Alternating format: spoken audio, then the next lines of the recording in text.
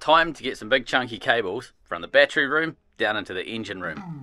Brupeg was a sunken fishing trawler that was stripped out and ready for the scrapyard. She's just completed a 10-year rebuild that's brought her back to life.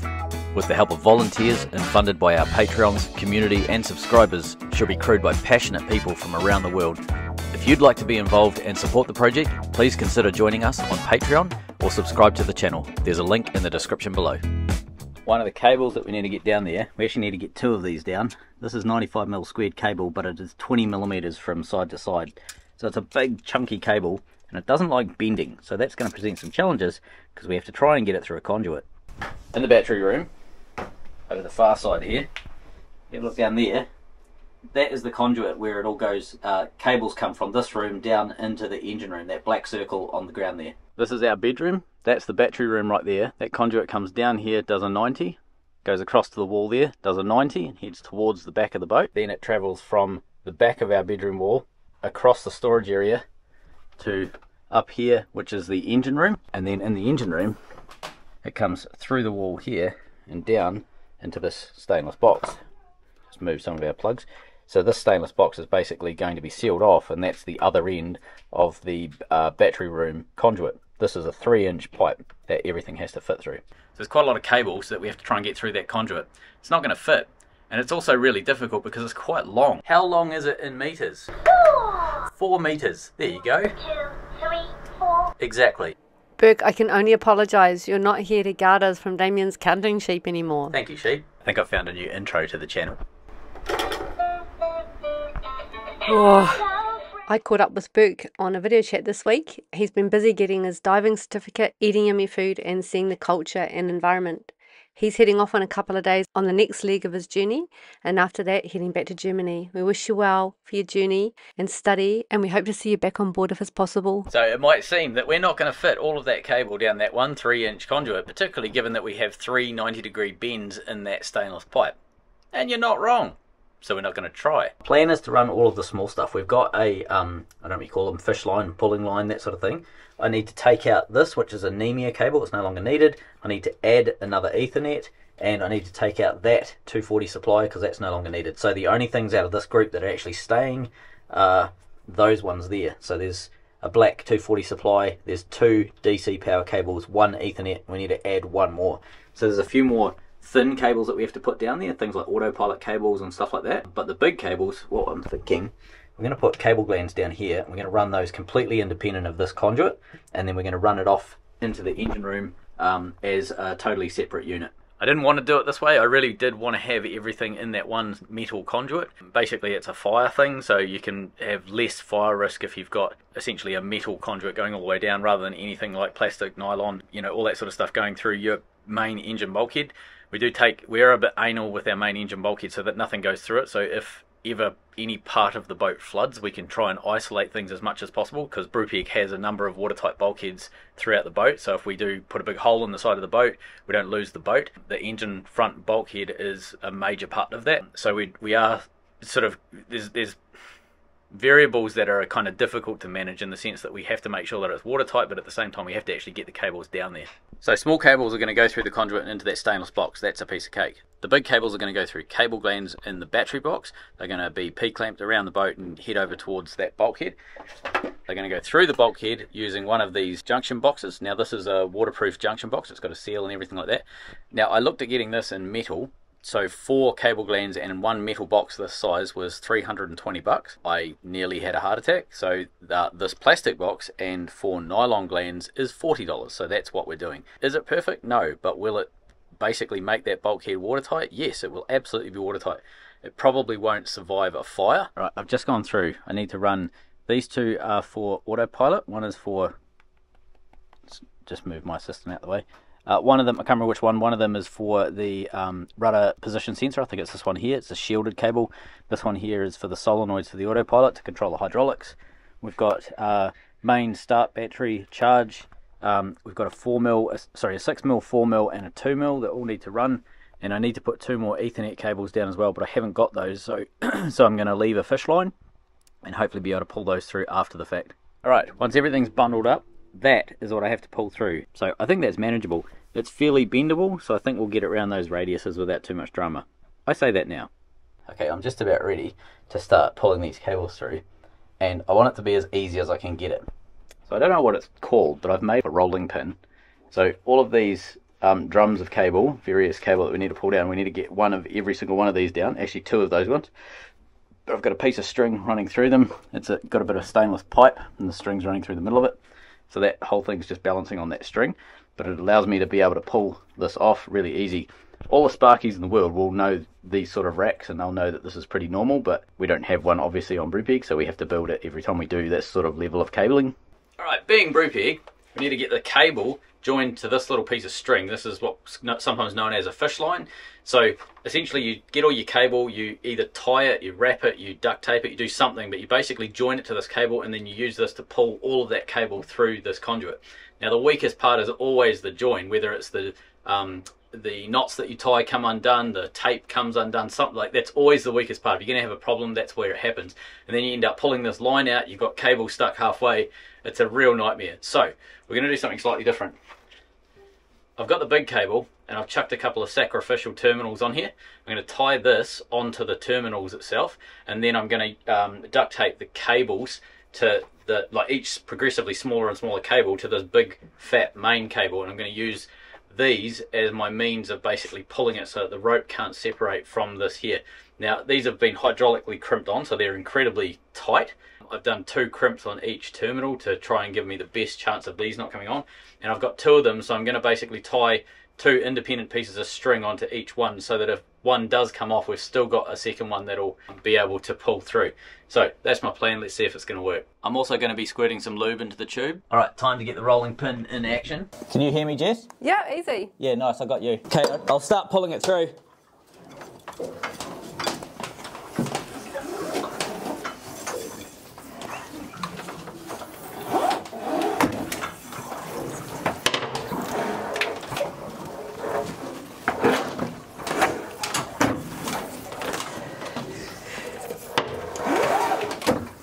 Okay, that's probably enough. Let's maybe tape the next one on. Okay.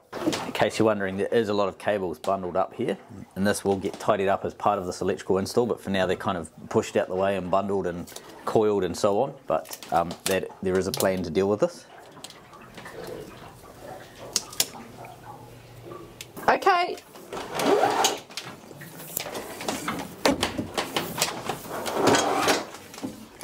Do you want the next one? Yep. Okay, yep.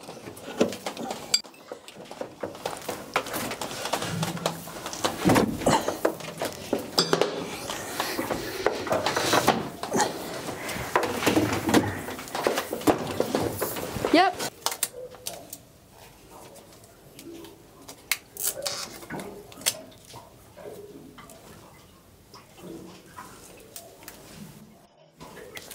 This is not as easy as it seems. No.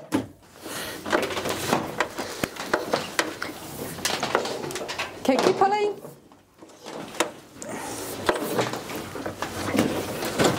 Okay, stop. I'm going to put the next one on, okay?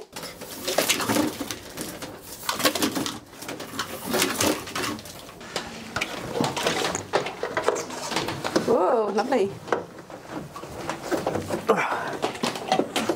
Okay, can you pull it on your end? It's jammed, I think. Okay, I'm going to pull it back my way. You're going to pull it your way? Yeah. Wow, that's tight. Ooh. Working. No, I think I'm hitting a corner. Sorry, what? Oh yeah, shit, there's a bottle of bloody lube right beside you. Just heaps of it, squirt it in. How much of it? Heaps of it, half a cup. I think we're too late because you're kind of stuck at your end, aren't you? I forgot all about it.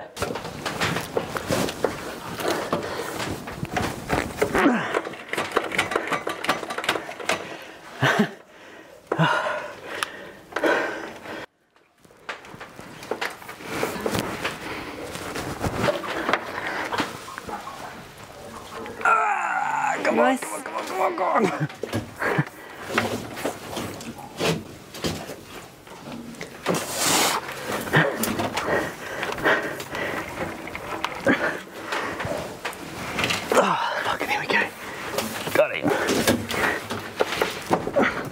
Okay.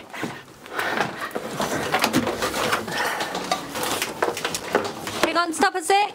Okay, I'm going to put more lube down. Yeah, go for it. I'm putting a lot down. Yeah, who cares? It doesn't matter. Okay. Right.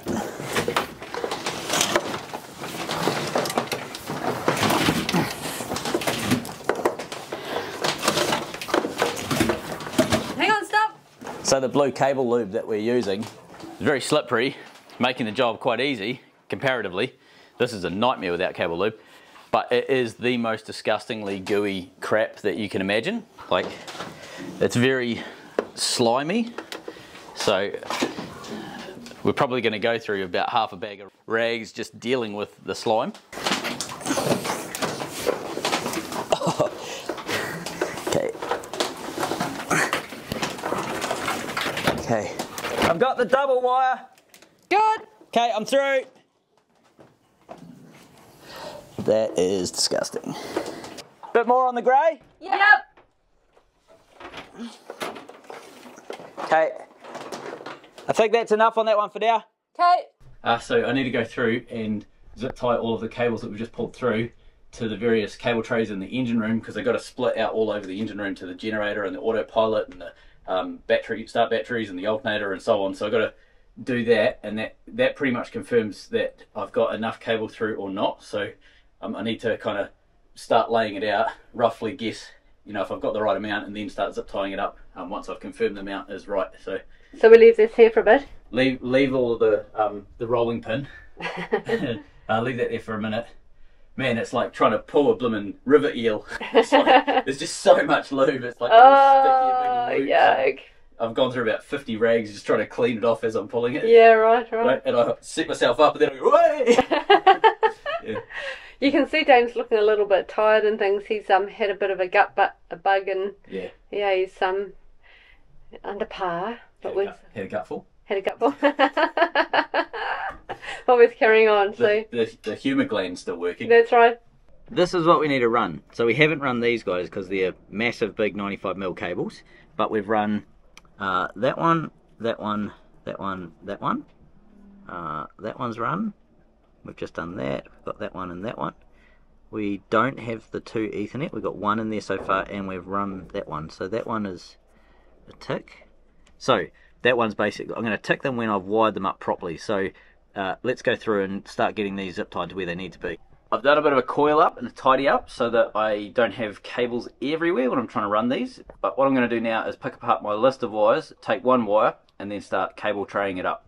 Alright, a bit of a clean up. So we've got all the cables coming down through this big 3-inch conduit up here, and they're going through various cable glands over the back, and I've got them coiled up over the back for now. One of them I haven't been able to get through because I don't have the right size cable gland, and this is anemia cable that I have to take out, but for now I'm just going to coil it because it's quite a lot of work to take it out at the minute, because Duncan did a bloody good job of zip tying it to everything, and I've got to pull the whole boat apart to get it apart. So for now that's staying right where it is. We have managed to run zip tied across here, coming up here.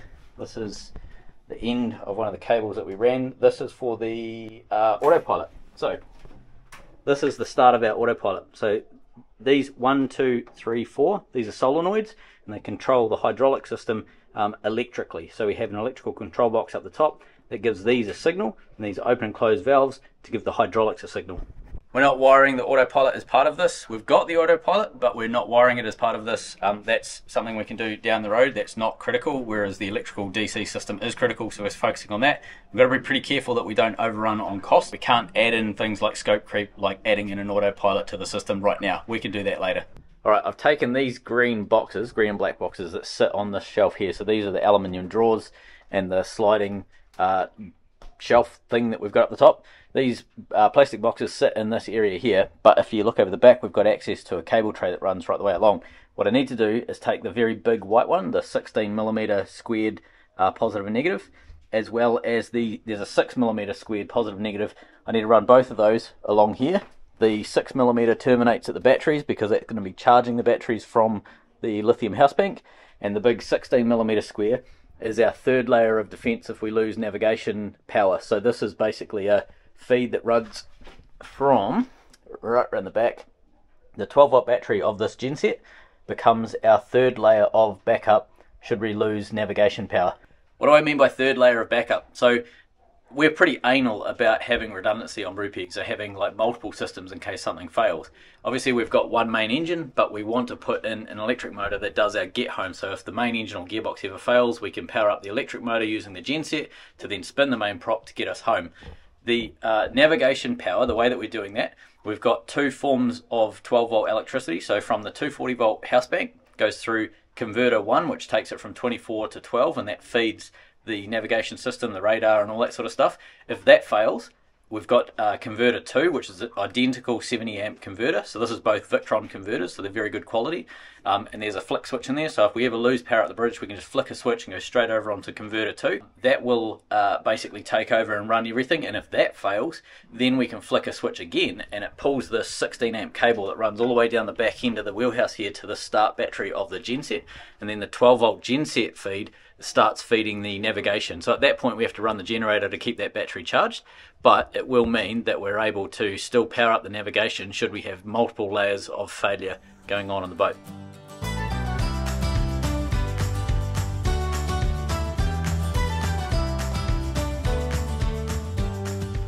I would have loved to have had a plastic conduit over these, but nothing's open. It's a Sunday. I don't have anything on the boat that will work, and we've got to get this done, so unfortunately we are doing them open like that. The following day. Right, now that we've got them pinned along the back there, I've started to P-clamp them. You can see there's a P-clamp there and there's another one a bit lower down.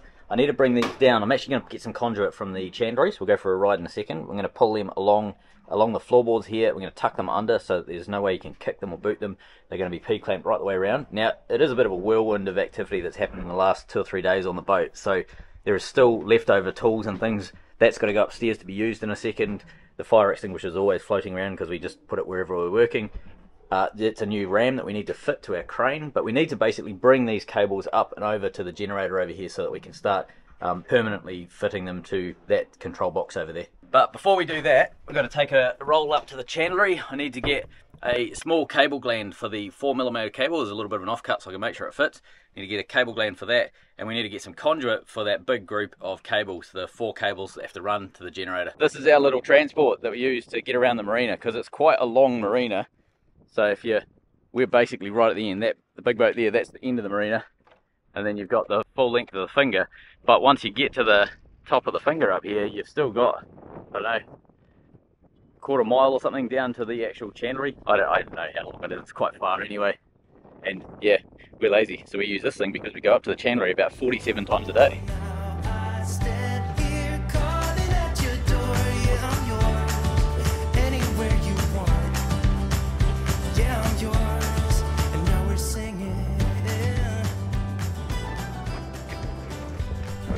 We need cable glands, so I reckon it's going to be that one there.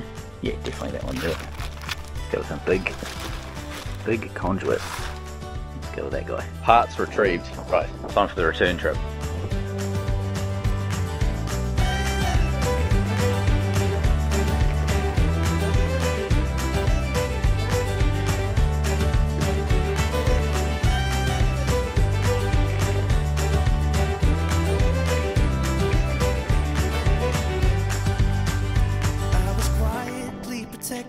Of my heart to reassure that it couldn't break to pieces and be left alone once more. You got underneath the surface and you shattered every wall, and I know I got that feeling, there's no question anymore.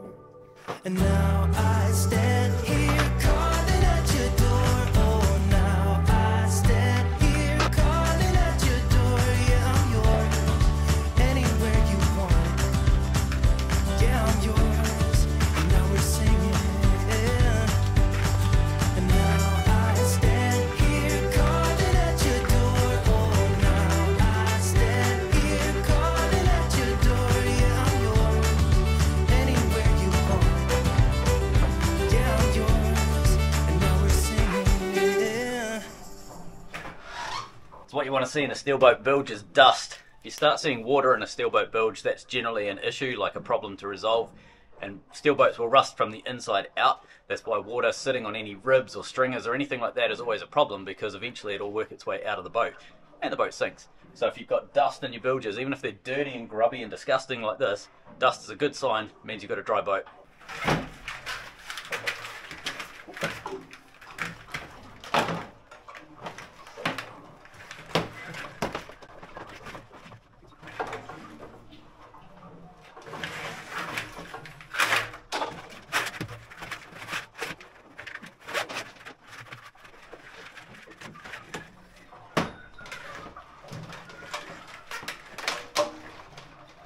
Got an existing fuel line running through here, so I'm going to use that to zip tie this cable to.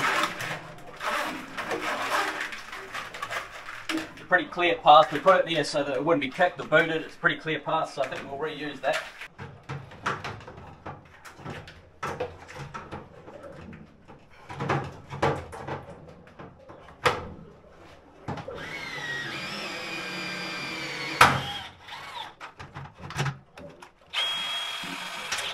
Alright, progress report. We've got it down that rib, P-clamped along. We've got it zip tied to this fuel line coming through. There's a grommet that goes through there. It comes around the back, and I've just got it loosely sitting over the back for now, so Damien can figure out how he wants to wire it.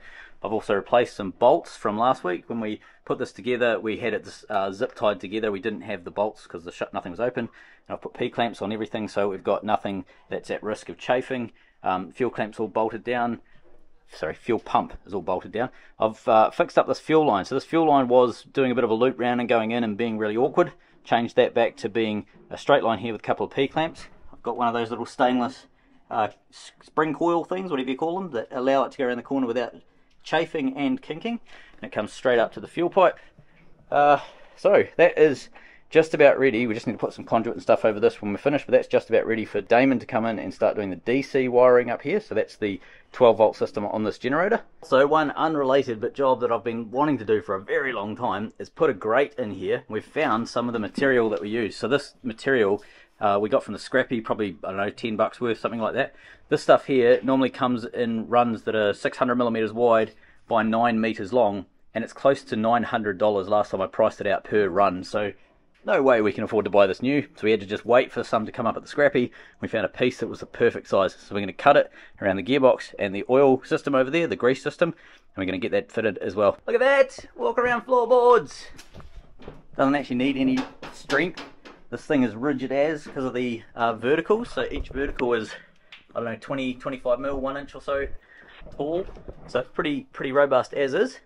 So we have walk around the entire engine now, which is pretty darn cool. Next thing we have to do is get these big 95mm square cables that run from the battery room down into the engine room, down to the alternator. So this is the cable run that you just saw Jess feed all the cables down.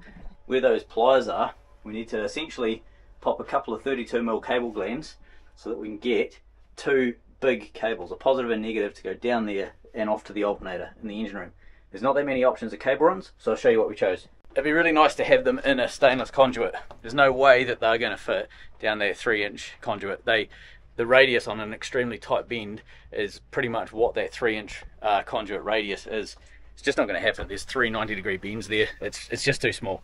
And we don't want to put like a 6-inch conduit there, because that's going to look just ludicrous, having a monstrous pipe in the rooms like that. So the run that we're going to do does this. These are the handrails leading to the stairs that take you downstairs. Now, that black line there, that is the floor of the battery room. So there's a difference. So from here up is battery room, from here down is our bedroom. Let me show you what it looks like on the other side of this wall. Okay, this is the other side of that wall. You can sort of see where those 2 cable runs come down. We were thinking of bringing them down and running them internal on that wall, but that's quite difficult, because I'll show you why in a minute. On the other side of the wall, there's a lot of stuff that stops that being easy. So what we are going to do, bring them through the roof, which is the back end of the battery box. We're going to bring them straight down here, and then we're going to tuck them into this gap you can see just above the door. I'll show you what that looks like on the other side of this room, which is the storage area behind this wall. So you've got our bedroom, so we've got freezer, the stairs coming down into this storage area, the door, hot water cupboard, etc. So that's basically this storage area here. Now the cable run is going to come down this gap you can see up here. So where I just showed you in our room, comes down here. It's going to P-clamp onto this piece of timber, and it's going to work its way along, right the way along here. Then it's going to come down or above, just depending on which is the best path, probably down I'd say, and then it's going to clamp onto the other side of this stainless conduit that goes around, and you can see we've just got excess cables of random stuff looped over it at the moment, but that eventually will have nothing. And then on this side of the wall, we're going to put a couple of 32mm cable glands. This is the plastic box that we're going to be using. So you can see there's a black seal O-ring that goes all the way around. That's a watertight seal. So this thing is IP something, and it should seal up watertight. But that's going to be on the inside of the engine room. So those cables going through the firewall terminate in this box. Or actually, they don't terminate in this box. They come out in this box. And then they're going to curve around and go through another set of cable glands so that we can be extra certain that we're not going to get any smoke or any rubbish going past those cable glands and into the accommodation area. And then they go off to the alternator from there.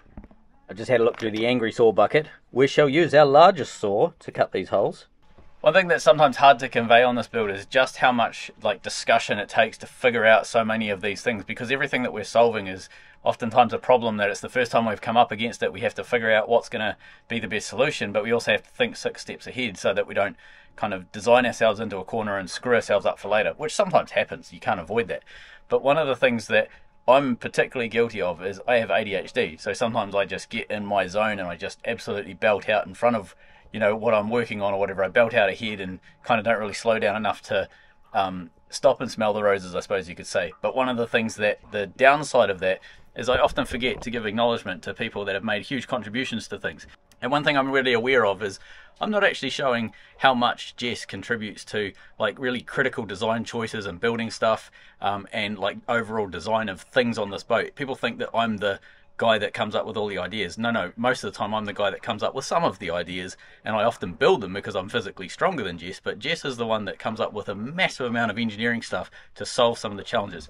All of this stuff here, this is Jess. I was going to put the cables on the other side and it wasn't going to be as good a solution, and Jess basically came up with this idea to basically tip them into the wall here, run them around the back and completely solve it. And it probably took, I don't know, I'd say a day out of the build because of what she sort of saw and then came up with. So I just really want to acknowledge how much she contributes to the actual engineering stuff. Most people don't think that she's involved in that stuff. She's heavily involved in that stuff. Done a bit of a measury poo, and I'm going to pop the holes up in here, but I'm going to drill them from this side. I'm going to drill a pilot hole from this side anyway, so that I can locate where it needs to be properly on this wall, because it doesn't necessarily matter so much in the battery room as to where that location is going to be, but it matters a lot in here, because if we get it wrong, we can't get a spanner around the cable gland or anything like that. So we need to make sure that we get it right here rather than up the top. So pilot hole. But the reason I'm telling you this is because I'm going to be drilling metal above our bed, which I don't really like doing. So I've made this little cup thing, cut a little 600ml water bottle in half. I'm going to drill through it like that so that this sits on the drill like so. I'm going to stick a magnet in a bag right beside it. So I'm going to do everything I can, obviously, to try and capture every bit of metal in this little cup, so that when I go to sleep tonight and I roll over and gently drift off, I don't start chopping my ear open with a piece of swarf and go, what the...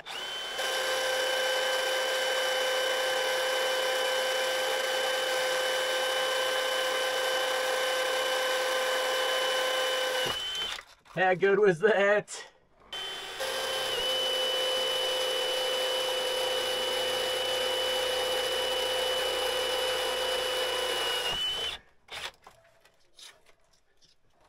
That was exceptional.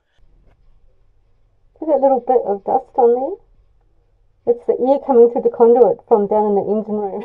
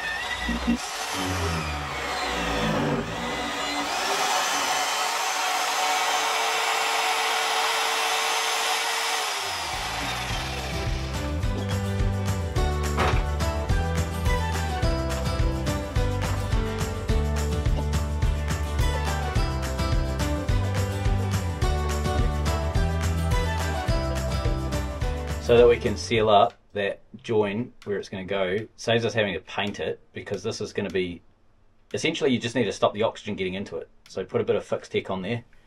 There's one, I'll do the other one, and then when we clamp these up tight using the nut on the other side, this basically squeezes out all over the steel and essentially seals it up completely. There's no way oxygen's going to get into it at that point. What he's talking about is the bare steel. So Jess is putting them in from the top, and then I'm just going to put the nut on this side, and I don't want to do it up tight, I just want to nip it up, that's plenty. And then we'll do the same with the other one, and then tomorrow, once this is fully set, we will go through and crank it up really tight. So get the second one in there. Alright, that'll do. Lovely, done. Slight change of plan at how I'm going to do the cable glands on this wall here. So we have this box that everything is going to come into on the engine room. This is going to be basically fastened up onto the wall of the engine room, and then the cable glands come in through this box, and then we have another set of glands that allow the cables to exit this box. Now the trouble is, the cables we're using are so thick that the bend radius on them is really quite difficult. It's hard to get through a gland, because a gland sticks out of the wall that much, so there's like quite a distance before you can start bending it. We just don't have enough room in that little box. I don't want to put a bigger box in too, because then we're just wasting a massive amount of available space in the engine room. So what I am going to do is a slight change of plan. I'm going to do a bigger single hole. I'm going to put some protection around the steelwork so that the cables can go through without chafing or anything like that, and then they're going to go into the box at that point. So they're not going to have a cable gland through that wall. They're going to go into the sealed box, and then the sealed box is going to have a cable gland exiting the cables out, and that allows me to do a much bigger bend radius. It also means that I can actually get them in, whereas just physically isn't possible to do two sets of cable glands one after the other in a short space. Okay, big hole drilled through the bulkhead. Start to get this box on the other side, and then mark a circle where we need to mount it. Hole trimmed. That fits up there like that, so it will be glued on. And we need to put a conduit all the way around there so that the wires have nothing sharp and nasty to grab hold of. The stuff I'm using is Victron 1.5. It's really, really good, like essentially glue. I don't know what you call it, sealant, something like that, but it's basically glue. And we want a bucket load. What I want to do is essentially make an air and watertight seal. I've already acetoned the area up pretty smartly on both sides, not that it matters on both sides. Alright, yep, that's what we want. Alright, now I'm going to go and get some duct tape, tape it up so it can't fall. Okay, now that the glue's dried, it's time to get those big cables through that conduit box. Had a slight upgrade to the rolling pin. Significantly heavier rope, because this big thing here keeps chopping the rope in half. Okay, I'm just going to pull quite a bit through. Yep.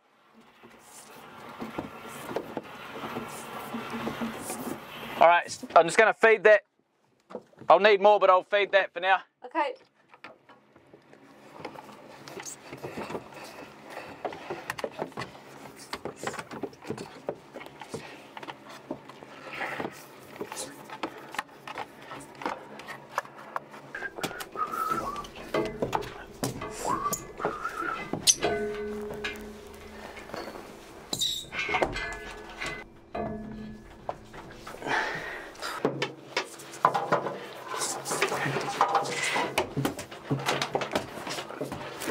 Okay, I'll pull a bit more through. Okay.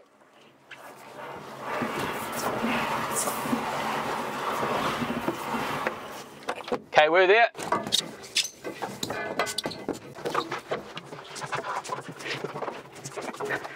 Okay.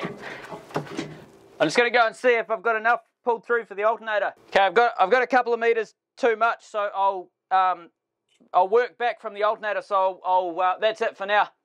Okay, give us a yell when you need something. Yep. Alright, on the forward engine room bulkhead, you can see I've cut that hole, I've glued that thing up now, that's all dried and set. I've added a couple of cable glands onto the side, put them down nice and low and tight so that I can give it the best possible chance of getting a bend radius on that big heavy cable.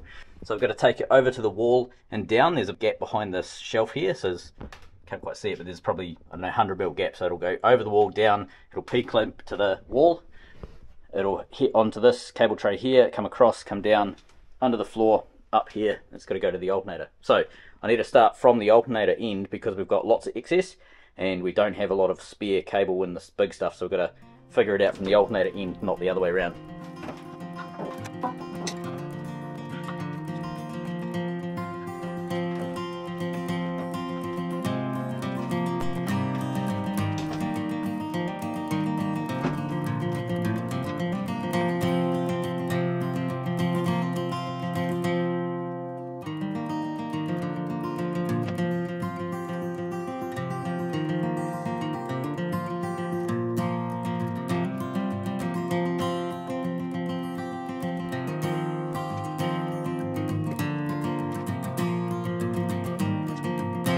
So it's a fairly simple job. I just needed to take that large cable there from that junction box that we've put in, down through the cable trays and over to the alternator here. But obviously to do that you have to strip all of the floorboards apart, rewire the power supply for Brupeg, adjust the wiring for the bilge pump, and then reorganise all of the cables in the tray so that it fits. So it's only taken about 3 hours to do that 5-minute job, but now that's done, everything's pretty easy. It's all about efficiency on Brupeg. Right now the engine bay end is sorted, it's time to give the other end a bit of a snip at the right length. Thankfully the path in this room is pretty simple. It comes out of those cable glands, goes pretty much directly across the floor where it is there, and then straight up the wall to the Lynx power in system. That's the big blue multiple box system that mounts onto this wall here. But I'll give it about ½ metre extra up this end because I'm not sure if we're going to have to do wiggles or whatever once we finally get the position of that blue box system in. It's really important on these real key moments to make sure you hit record. So I've got this with a bit of a bend in here because we don't want to push this over too tightly. So we're going to do a nice easy radius, go straight across the floor. It will go vertical up to here and then across and then in, so we've got plenty of excess, about ½ metre in total on that cable. So let's get the second one run. Alright, first cable in, time to get the second one down. Alright, I'm ready when you are. Yep. 1, 2, 3, 4, 5, 6, 7, 8. Okay, woo. I'll just pull that through and see how much more I need. Okay. Jesus, this stuff's heavy.